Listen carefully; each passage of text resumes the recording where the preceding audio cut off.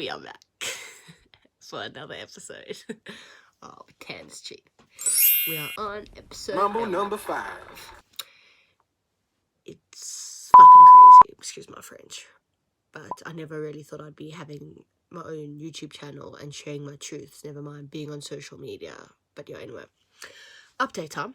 I saw the surgeon on Monday for my 2-week post-op checkup and my 1-week post-checkup since my pressure was up.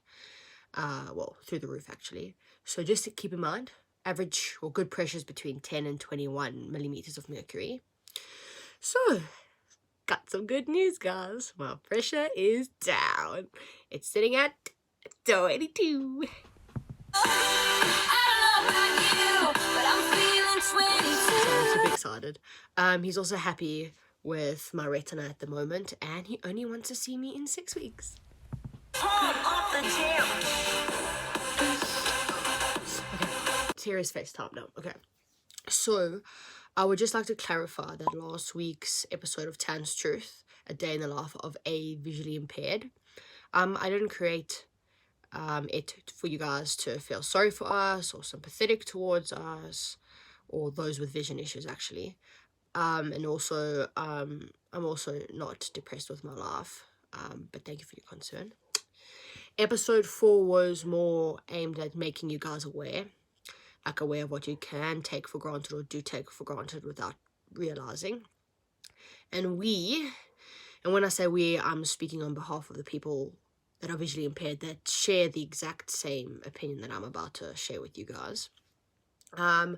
We don't really want you to feel sorry for us. We don't actually need you to feel sorry for us, in all honesty. Like, we cope, we manage, we're okay, or at least we will be. Hell yeah. And feeling sorry for us makes us feel like something is wrong with us. And while we know that there's an issue with our eyes or whatever, you need to try and remember that we don't see ourselves as disabled. Well, I don't. More differently abled.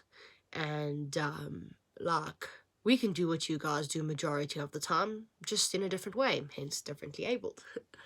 And we don't want to stick out, and we try fit in, and not because it's easier, because it definitely makes life a lot harder, but because we already think that we stick out, and like we think that everyone can see what's wrong with us, like eyes-wise, and honestly, we actually convince ourselves of that, like literally, so we don't need you to help with that.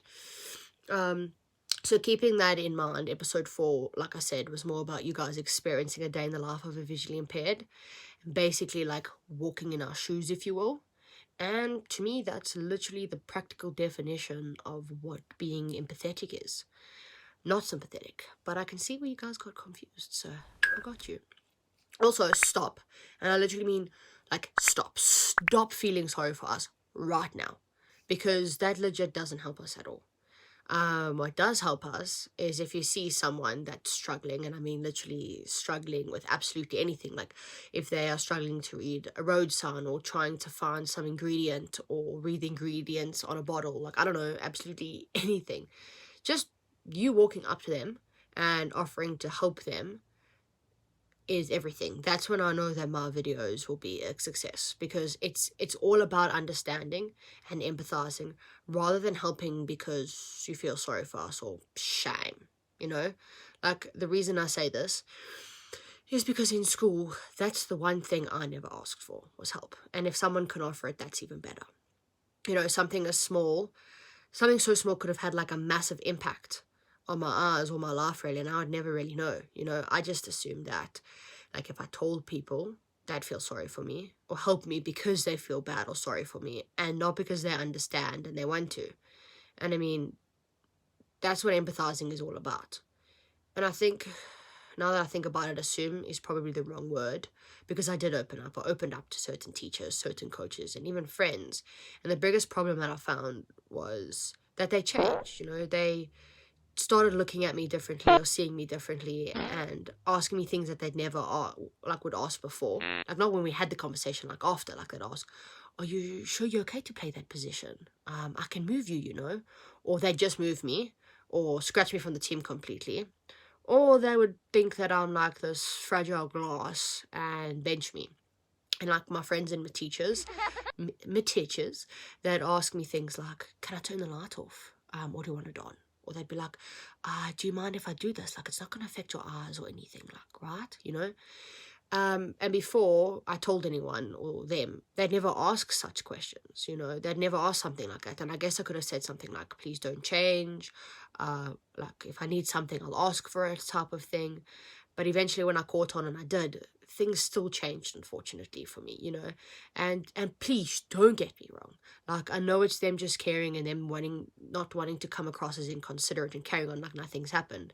But like, if I wanted things to change, I would have asked, you know. Like, I'm that kind of a person. If I need something, I ask. And so for me, yeah, I would say I didn't really have the best experience when I opened up about stuff relating to my eyes. And I guess that's why I've kept it, like, under wraps or hidden, or tried to keep it hidden for so long. But the point is that I've realized, like, over a long time, that if something or someone can help you, like, let it or let them. And this doesn't only apply to people with vision issues, like, it really applies to basically anyone. And it's also not about swallowing your pride or whatever, you know. It's literally about doing something that helps you, that makes your life a little easier, a little less stressful. Like, don't sit and struggle and strain, because that's literally what I did in the beginning, and it was a big mistake and a big regret.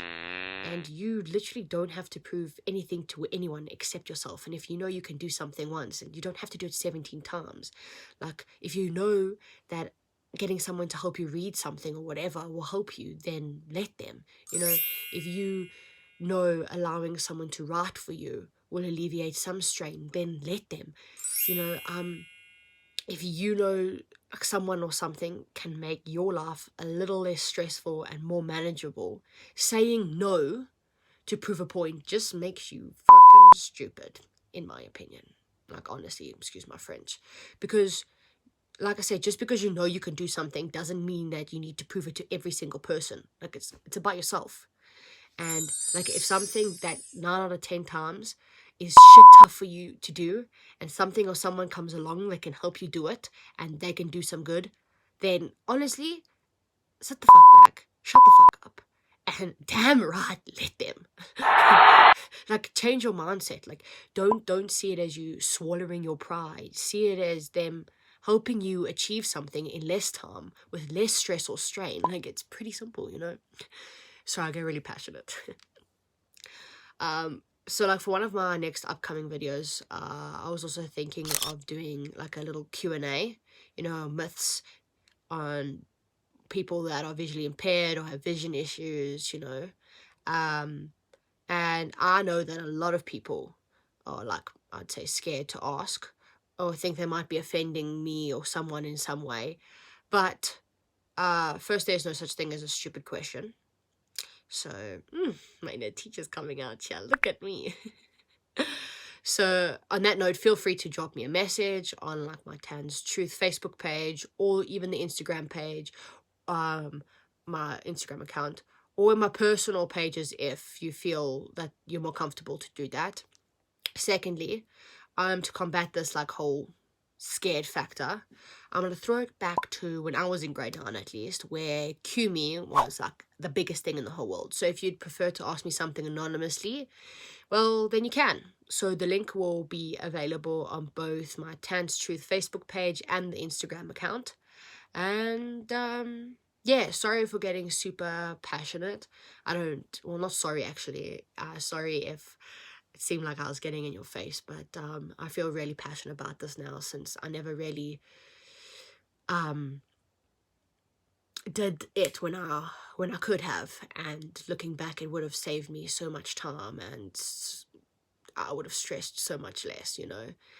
It was all about proving a point, rather than just allowing someone to help me in some way, type of thing. So don't be scared to ask for help. Don't be afraid to let someone help you. And remember that the only person's opinion that really matters is your own. And remember, you're only as good as you think you are. So think you're great, and that is exactly what you'll be. Peace, love, and all things kind.